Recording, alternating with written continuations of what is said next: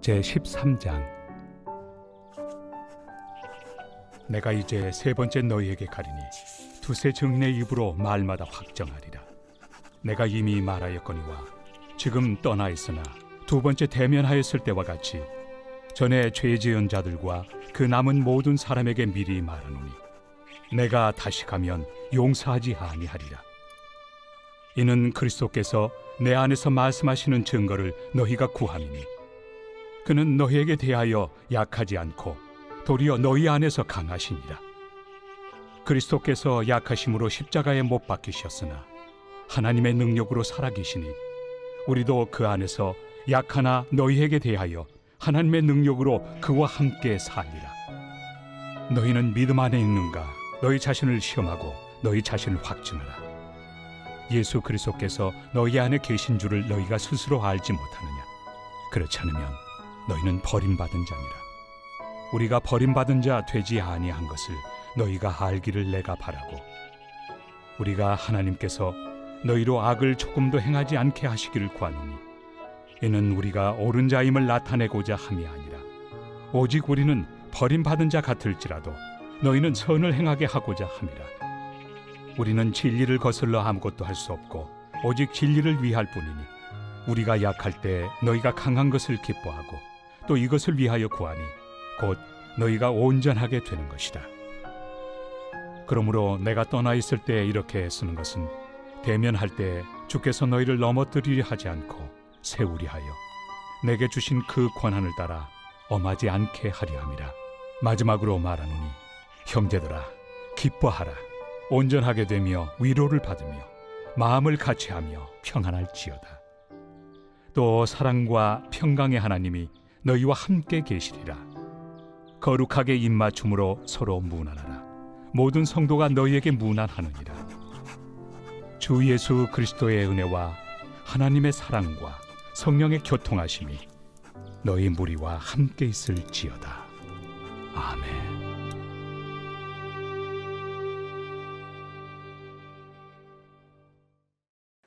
오늘 본문은 고린도후서의 마지막 장이자 10장부터 이어지는 바울의 사도권 변호에 대한 결론 부분입니다. 고린도 교회 성도들이 왜 이렇게 사도권에 대해서 시비를 거는 걸까요? 고린도라는 도시는 원래 탁월한 수사력과 웅변력을 권위의 상징으로 여겼던 곳입니다. 말 잘하는 것을 권위의 표지로 여겼어요. 그런데 바울은 어떻습니까? 바울 본인도 스스로 인정했듯이 그렇게 말 잘하는 사람이 아니었어요. 그래서 고린도 성도들이 바울의 말 잘하지 못함을 들어서 하나님께로부터 온 사도가 아니다라고 공격을 했습니다. 10장 10절 말씀 읽을게요. 10장 10절 말씀 제가 읽겠습니다. 그들의 말이 그의 편지들은 무게가 있고 힘이 있으나 그가 몸으로 대할 때는 약하고 그의 말도 시원하지 않다 하니. 바울이 글은 잘 쓰는데, 즉 지식은 많고 풍부한 것 같은데 막상 보니까 말을 그렇게 잘 못하고 심지어 몸도 약해요. 근데 여러분, 그게 사도의 권위와 무슨 상관입니까? 지극히 세상적인 눈으로 평가한 거죠. 게다가 고린도 성도들이 바울을 의심하게 만든 결정적인 사건이 있었어요. 11장에 보면 자칭 사도라는 거짓 사도들이 교회 안에 들어와서 성도들을 미혹하는 일이 발생하죠. 이 사람들은 바울과 달리 철저하게 철학적인 수사력과 논리 이런 것들로 무장한 사람들이었습니다. 그래서 고린도 교회 성도들이 바울에게 배운 예수 그리스도의 십자가와 그 부활의 복음을 빨리 버리고 금세 그들의 이단 사상을 붙들기 시작했습니다. 어디 그뿐인가요? 바울은 사역을 하면서 수많은 고난을 겪었어요. 그 목록이 이제 고린도전서 11장 23절에서 33절까지 쭉 나와 있죠. 매를 몇 번 맞고 파선하고 쭉 나와 있어요. 이 사람들이 생각하기에 하나님의 사역자가 그렇게 고난을 당하면서 사역을 할 리가 없다라고 생각했어요.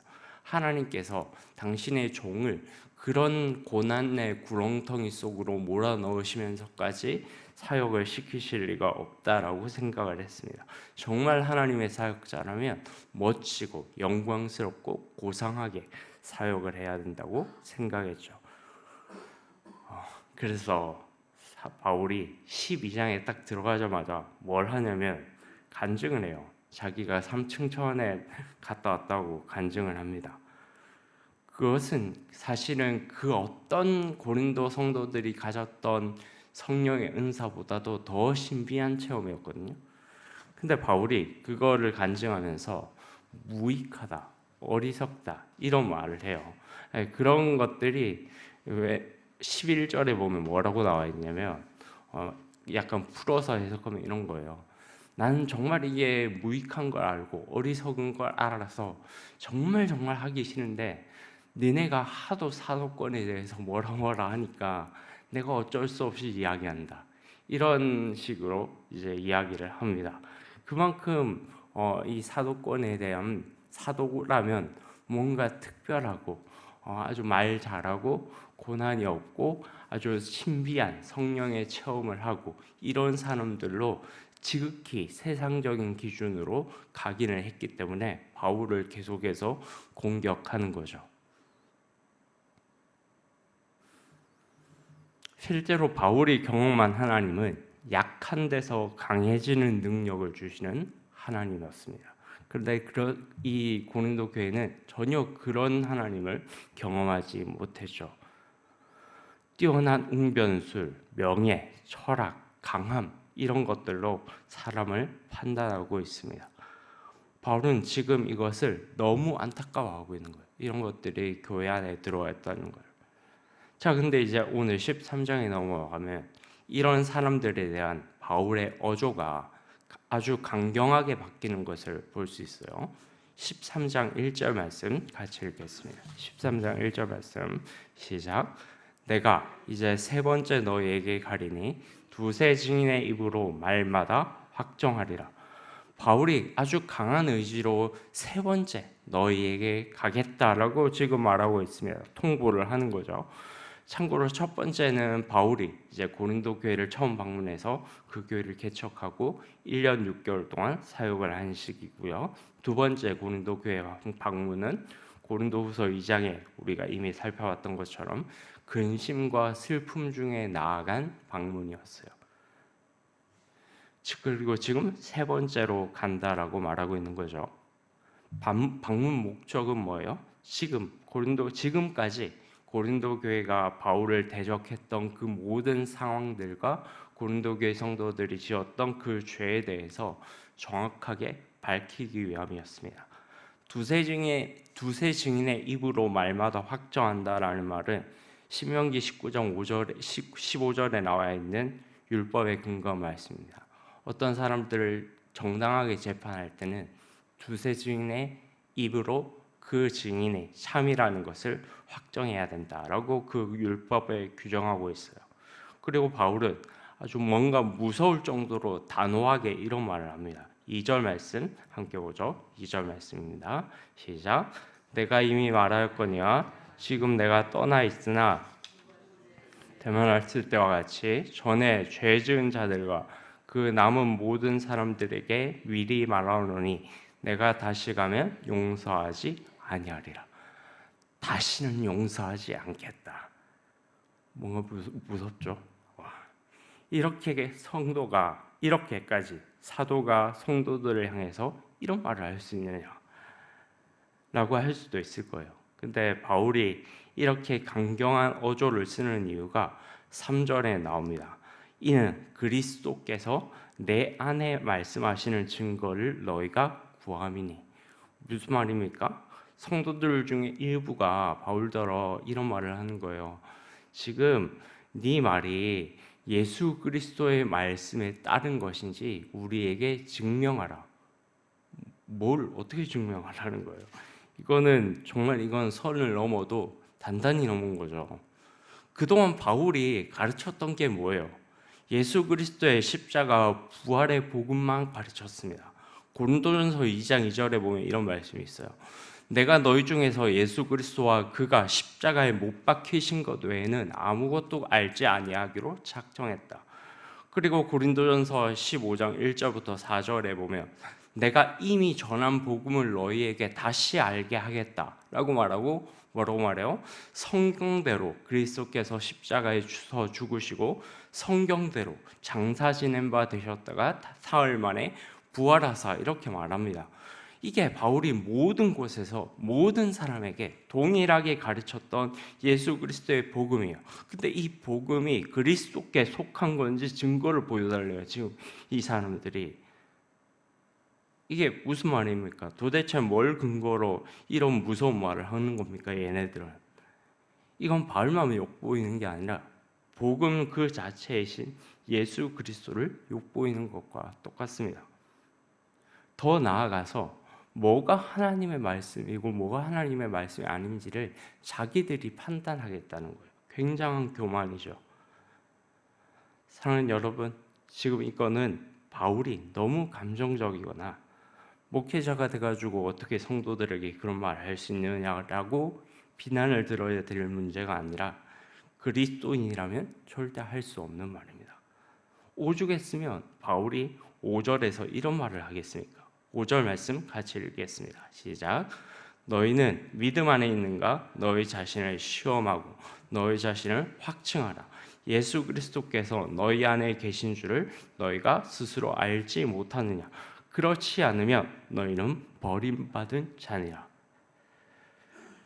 남한테 자꾸 예수 그리스도의 말씀이 그 안에 거하느니 어쩌느니 하지 말고 자기 자신이 정말 그리스도의 말씀 안에 있는가, 그리스도의 복음 안에 있는가 스스로 시험하고 확실한 증거가 있는지 분별하라는 거예요. 자기 양심을 보고. 그리고 정말 성경 말씀을 통해서 진실하게 자기 양심을 들여다보는 사람이라면 지금 바울을 비난하는 것이 얼마나 잘못된 것인지를 알 수 있다라는 것이 6절 말씀입니다. 사랑하는 여러분, 여러분 안에 정말 그리스도께서 계십니까? 그렇다면 그 복음으로 남을 판단하고 비난하는 데 쓰지 말고 여러분 각자를 돌아보면서 나의 모든 행실이 예수 그리스도의 복음으로 말미암은 것인지 분별하게 되시기를 축복합니다. 7절부터 13절까지 고린도 교회를 향한 바울의 본심이 무엇인지가 다시 한번 드러납니다. 절대로 2절과 상반된 말씀이에요. 이게 바울의 본심입니다. 7절에 보면 바울이 고린도 성도들에게 말하기를 너희가 악을 조금도 행하지 않기를 구한다라고 말하죠. 그리고 9절에서는 온전하게 되기를 구한다라고 말합니다. 그리고 11절에서 궁극적으로 바울이 고린도 교회 모든 성도들에게 당부하고자 하는 말이 드러나요. 11절 말씀 함께 읽어볼까요? 11절입니다. 시작. 마지막으로 말하노니 형제들아 기뻐하라. 온전하게 되며 위로를 받으며 마음을 같이하며 평안할지어다. 또 사랑과 평강의 하나님이 너희와 함께 계시리라. 거룩하게 입맞춤으로 서로 무난하라. 아멘. 여러분, 바울이 이토록 사도권을 부정하는 이들과 싸웠던 이유는 그들이 미워서도 아니고 자기 자신을 무슨 대단한 사람으로 포장하기 위함도 아닙니다. 그것은 오직 교회의 거룩성과 성도들의 하나됨을 지키기 위한 것이었어요. 온전함으로 예수 그리스도의 교회를 바르게 세우기 위함이었습니다. 교회 안에 진정한 하늘의 기쁨이 임하며 모든 성도들이 그리스도 안에서 온전하게 되어 위로를 받고 주 안에서 마음을 같이하여 성도들이 평안함을 누리는 것, 이것이 바로 하나님의 뜻인 줄 믿습니다. 그리고 이것이 이 땅에서 복음을 위해 수고하는 모든 사역자들, 모든 목회자들이, 주님의 이름으로 부름받은 모든 선교사들과 목회자들이 수고해야 될 하나님의 궁극적인 목표인 줄로 믿습니다. 13장 13절 읽고 마치겠습니다. 13장 13절 시작. 주 예수 그리스도의 은혜와 하나님의 사랑과 성령의 교통하심이 너희 무리와 함께 있을지어다. 많이 들어봤죠? 네. 우리 예배 시간 끝나고 나서 축도하는 이 축도문이 여기서 나온 거예요. 사랑하는 성도 여러분, 우리 성삼위 하나님의 은혜가 영원토록 여러분과 함께 하시기를 주님의 이름으로 축복합니다. 저도 오늘은 이 말씀을 준비하면서 주기도문 대신에 축도로 마치고 싶어요.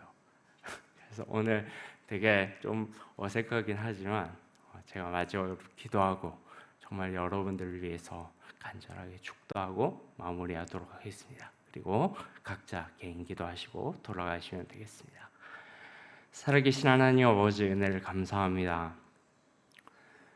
사도 바울이 교회를 위한 애정과 사랑을 잊지 않고 교회를 어떻게 해서든지 주 예수 그리스도의 복음 위에 온전함 위에 세우려고 했던 그 바울의 진실함을 오직 주께서는 아십니다. 그렇게 사람들이 헐뜯고 비난하며 바울의 본심을 왜곡하고 또 사도권에 대해서 부정하며 다른 사람들과 팔을 짚고 공격을 하나 할지라도 그것을 인간적인 악으로 대하지 아니하고 내가 온전하게 되기를 구한다.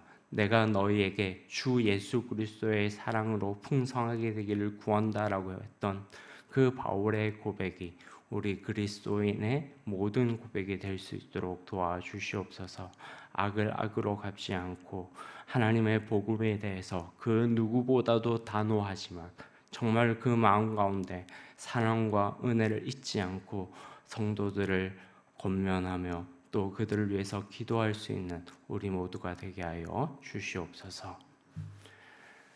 지금은 우리 주 예수 그리스도의 은혜와 하나님의 사랑과 성령의 교통하심이 오늘도 이 복음 안에서 우리가 믿음 안에 있는지 스스로 시험하고 확증하며 주 예수 그리스도 안에서 우리가 한 가족이 된 교회로 부름받았다는 사실이 얼마나 가슴 뛰고 기쁜 일인지 확인하며 살아가는 모든 성도들 머리 위에와 그 가정들 위에와 또 모든 부서 사역 위에 교회 사역 위에 오늘도 직장으로 또 일터로 발걸음을 옮기는 모든 발걸음 위에 이제로부터 영원토록 함께 있을지어다.